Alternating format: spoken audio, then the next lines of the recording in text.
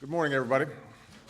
I want to take just a few minutes to update the American people on the attempted terrorist attack that occurred on Christmas Day and the steps we're taking to ensure the safety and security of the country.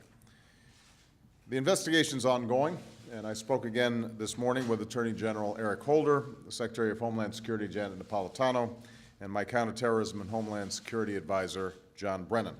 I asked them to continue monitoring the situation, to keep the American people and members of Congress informed. Here's what we know so far. On Christmas Day, Northwest Airlines Flight 253 was en route from Amsterdam, Netherlands to Detroit. As the plane made its final approach to Detroit Metropolitan Airport, a passenger allegedly tried to ignite an explosive device on his body, setting off a fire. Thanks to the quick and heroic actions of passengers and crew, the suspect was immediately subdued, the fire was put out, and the plane landed safely.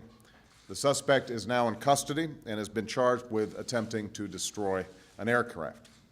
And a full investigation has been launched into this attempted act of terrorism, and we will not rest until we find all who were involved and hold them accountable.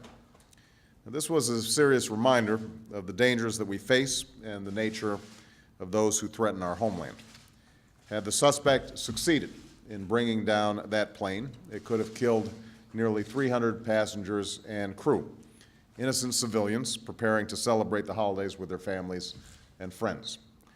The American people should be assured that we are doing everything in our power to keep you and your family safe and secure during this busy holiday season. Since I was first notified of this incident, I've ordered the following actions to be taken to protect the American people and to secure air travel. First, I directed that we take immediate steps to ensure the safety of the traveling public. We made sure that all flights still in the air were secure and could land safely. We immediately enhanced screening and security procedures for all flights, domestic and international. We added federal air marshals to flights entering and leaving the United States, and we're working closely in this country, federal, state, and local law enforcement, with our international partners. Second, I've ordered two important reviews because it's absolutely critical that we learn from this incident and take the necessary measures to prevent future acts of terrorism.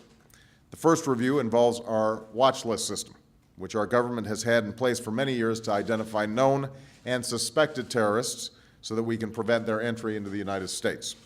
Apparently, the suspect in the Christmas incident was in this system, but not on a watch list such as the so-called no-fly list.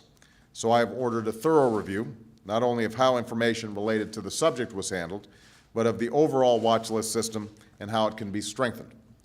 The second review will examine all screening policies, technologies, and procedures related to air travel. We need to determine just how the suspect was able to bring dangerous explosives aboard an aircraft and what additional steps we can take to thwart future attacks.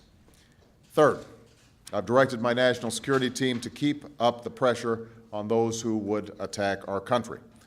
We do not yet have all the answers about this latest attempt, but those who would slaughter innocent men, women, and children must know that the United States will do more than simply strengthen our defenses.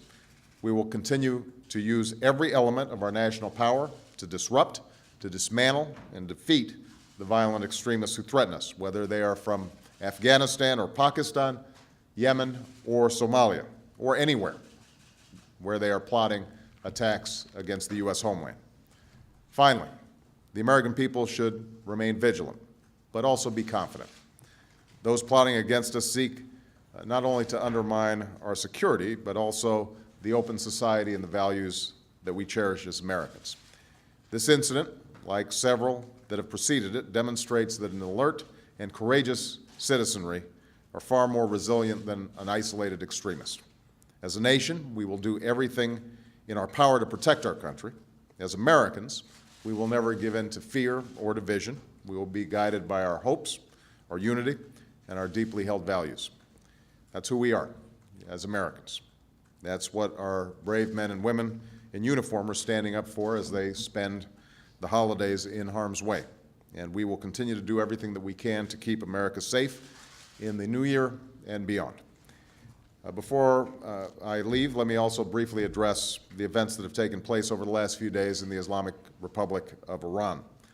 The United States joins with the international community in strongly condemning the violent and unjust suppression of innocent Iranian citizens, which has apparently resulted in detentions, injuries, and even death. For months, the Iranian people have sought nothing more than to exercise their universal rights. Each time they have done so, they have been met with the iron fist of brutality, even on solemn occasions and holy days. And each time that has happened, the world has watched with deep admiration for the courage and the conviction of the Iranian people, who are part of Iran's great and enduring civilization.